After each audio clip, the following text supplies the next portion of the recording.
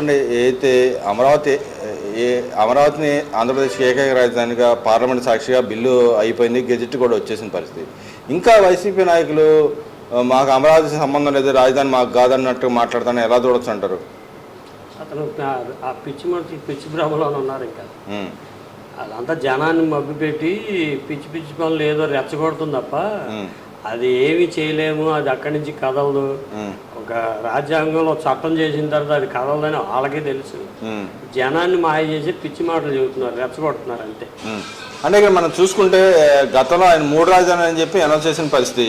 ఇప్పుడు 3 రాజధానిని వదిలేశాడు. ఇప్పుడు 3 ప్రాంతాల అందరినీ ప్రజలను కూడా మభ్యపెట్టాడు ఇన్ని రోజులు. ఇప్పుడు దాన్ని వదిలేసి మావిగన్ అనే కొత్త దాన్ని ఎత్తుకోవడాన్ని ఎలా చూడుతుంటారు? మావిగన్ అనే పదానికి అంటే ఎందుకు పెట్టాడంటే, నా అభిప్రాయం అయితే ఈ అంటే చట్టాలని రేపు తను ఒకవేళ పొరపాటున ఏదైనా వచ్చినా ఈ చట్టాలని ఇవన్నీ ఏమి మార్చకపోయినా, ఇప్పుడు ఎన్టీఆర్ హెల్త్ యూనివర్సిటీ ఊరిని బోర్డు మార్చాడు చూడండి, కాగితాల్లో మార్చలేకపోయాడు, బోర్డు మార్చాడు కదా. అలా ఈ మన రాజధాని పేరు మావిగన్ తీసేసి మా జగన్ అనే ఊరిని అక్షరం బోర్డు పెట్టుకుందామని ఆ ప్లాన్తో ఇది ఒక డ్రామా ఆడుతున్నాడు. అంటే ఎదురుగా అమరావతి డెవలప్ అయిపోద్ది, నేనేం చేయలేను కాబట్టి ఏదో రకంగా నేను నా పేరు అంటూ నా చూపించుకోవడానికి ఇలాంటి ప్రపంచ చేస్తున్నాడు అంటారా? ఈ బురద జల్లి ఈ బురదీళ్ళు కడుక్కునే లోపు ఇవన్నీ అయిపోతాయి, మనం వాళ్ళు ఏమీ చేయలేను కనుక కనీసం బురదన్నా చల్లాలి వాళ్ళ మీద, అదొకటి పాయింట్. ఇదేంటంటే తర్వాత ఊరిని బోర్డు మీద మావిగన్ తీసేసి మా జగన్ అని పెట్టుకుంటానికి ఏదో ప్లాన్ చేశాడని నేను అనుకుంటున్నా. అంటే ఇక్కడ మరి ఆయన చెప్తున్నాడు, ఈ నిన్నటిదాకా రాజధాని అనే ప్లేస్ అసలు లేనే లేదు అన్నాడు. ఇప్పుడు రాజధాని ఏర్పాటు జరిగింది, అంతకుముందు 3 రాజధాని అని ఆయనే చెప్పాడు, రివర్స్ మళ్ళీ తీసుకుని వెనక్కి వెళ్ళిపోయి బిల్లు వెనక్కి తీసుకున్న పరిస్థితి. ఇప్పుడు రేపు పొద్దున వస్తే నేను మారుస్తానని చెప్పి అంటున్నాడు. గతంలో ఉండగానే చట్టం కాకముందానే, పార్లమెంట్లో చట్టం కాకముందే మార్చలేని మనిషి ఇప్పుడు ఎలా మారుస్తాడని నమ్ముతున్నారు? అసలు జనం నమ్మట్లేదండి, పిచ్చి పిచ్చి ఆలోచనలు తప్ప ఈ జనాన్ని తప్పుదారి పట్టిస్తాకి బుర్ర జిమ్ముతాకి ఆలోచనలు అవే. తను మార్చలేనని తనకి తెలుసు, అసలు ఏమి చేయలేనని తనకి మొత్తం తెలుసు. జనాన్ని తప్పుదోవ పట్టించడానికి ఒక అది బురద. అంటే వాళ్ళ నాయకులు పదే పదే ఆ విషయాన్ని ఎత్తుతా ఉన్నారు కదా. ఏముండదు, వాళ్ళు ఎత్తకపోతే భయం చేయకపోతే వాళ్ళకే దిక్కులేదు అక్కడ. వాళ్ళు ఇప్పుడు ఒక చిన్న విషయం అండి, రాజకీయ సమాధి అయిపోయారు. అందులో ఉన్న ఎమ్మెల్యేలు అందరూ, మాజీ ఎమ్మెల్యేలు మొత్తం కూడా వైఎస్ఆర్ పార్టీ తాలూకు నాయకులు రాజకీయ సమాధి అయిపోయారు. ఆ కొడాలి నాని, రోజా, ఈ పేరు నాని, ఈ వంశీ, ఇంకా ఉన్నారు ధర్మాన్ ప్రసాద్, అంబటి, ఈ స్థాయిలో ఇంకా ఉన్నారు. ఈ రాజకీయ సమాధి వాళ్ళకి ఏ పార్టీ తీసుకోదు, ఏ పార్టీలో తీసుకుని సీట్ ఇచ్చినా కూడా వీళ్ళకి ఓటేరు. అంటే పక్క చూపులు కూడా చూస్తున్నారని చెప్పి, పక్క చూపులు చూసినా అసలు తీసుకోరు. ఒకవేళ గజేంద్రలాగా ఎవడన్నా చిన్న చితక పార్టీ తీసుకున్నా వీళ్ళకి వీళ్ళ ముఖాన్ని ఉమ్మేస్తారు కానీ జనం ఓటేరు. అంటే గతంలో మనం చూసాం, విజయసాయి రెడ్డి గారు నేను కొత్త పార్టీ పెడతాను, ఆ పార్టీలో కానీ దూరే అవకాశం ఉందా అంటారా?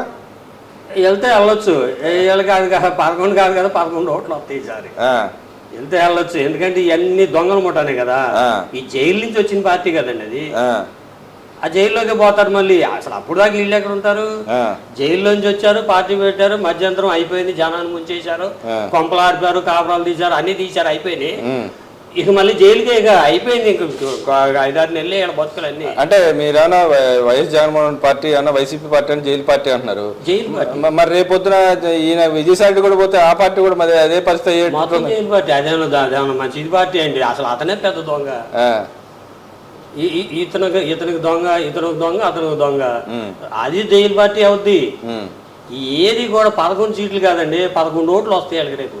అంటే మనం ఇక్కడ చూసుకుంటే ఆయన అనౌన్స్ చేసిన ఏదైతే కారిడార్ ఉందో, ఆ కారిడార్ డెవలప్మెంట్ అవ్వడానికి ఎంత సమయం పట్టే అవకాశం ఉంది? అమరావతి అన్న దాదాపు కనీసం 20,000 కోట్లు ఖర్చు పెట్టలేదు, ఎన్ని సంవత్సరాలు మీరు కడతారని చెప్పి ఇక గవర్నమెంట్ని అడుగుతుంటే, మరి ఆయన పెట్టిన కారిడార్ ఎన్ని సంవత్సరాలు అవుతుంది అంటారు? ఈ డెవలప్మెంట్ అనేది ప్రాసెస్ జరుగుతూ ఉంటుంది. స్టార్ట్ చేస్తే ఈ బడ్జెట్ కొంత, ఈ బడ్జెట్ కొంత, అంటే దానికే మొత్తం ఒకే రోజున పెట్టేసి జనాన్ని అందరిని రోడ్డు మీద ఇది కదా. గవర్నమెంట్ పాలసీ ఏంటి?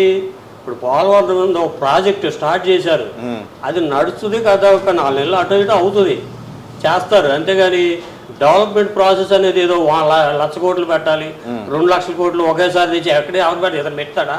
ఇతను చేశాడా? మరి ఇతను చేయలేకపోయాడు. 5 సంవత్సరాలు ఏం చేశాడు? లూటీలు, గవర్నమెంట్ ఆస్తులన్నీ తాకట్టు పెట్టి కలెక్టర్ ఆఫీసులు అమ్మేశాడు, తాకట్టు పెట్టాడు. ఆ డబ్బులు ఏం చేశాడు? డెవలప్మెంట్కి పెట్టాడు. ఎక్కడ పెట్టాడు చూపించమనండి. అంటే ఆయన బట్టన్ నొక్కుతా ఉన్నాడు కదా. బటన్ నొక్కింది ఎవరు? వాళ్ళ కార్యకర్తలకు బటన్ నొక్కాడు, జనానికి కూడా కాదు అది. 100%. అంటే ఈ పార్టీ తీసుకొచ్చిన 3 లక్షల కోట్లు ఎవరికి నొక్కట్లేదని చెప్పి మాట్లాడుతూ ఉన్నాడు కదా.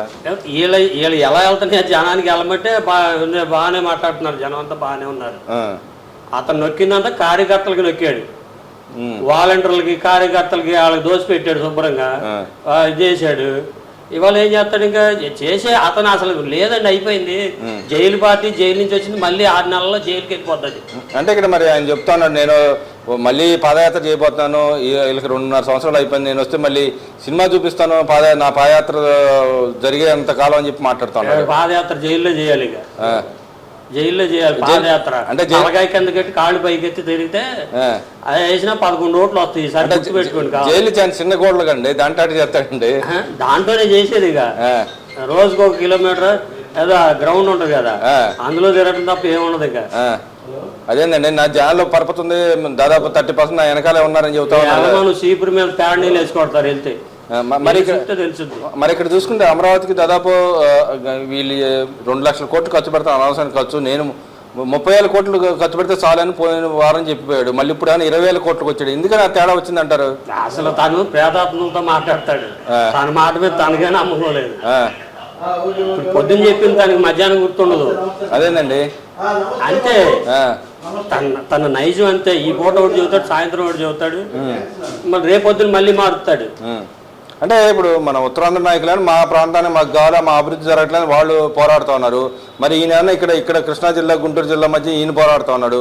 అంటే వాళ్ళ సమన్వయం ఎందుకు లేదంటారు? ఆ పార్టీ ఇంకా బతికిద్ది అంటారా?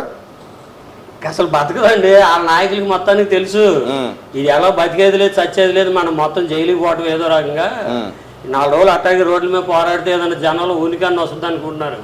జనం ఎప్పుడో పేడ నీళ్ళు పోసారు, వాళ్ళకి అయిపోయింది, సీన్ క్లోజ్.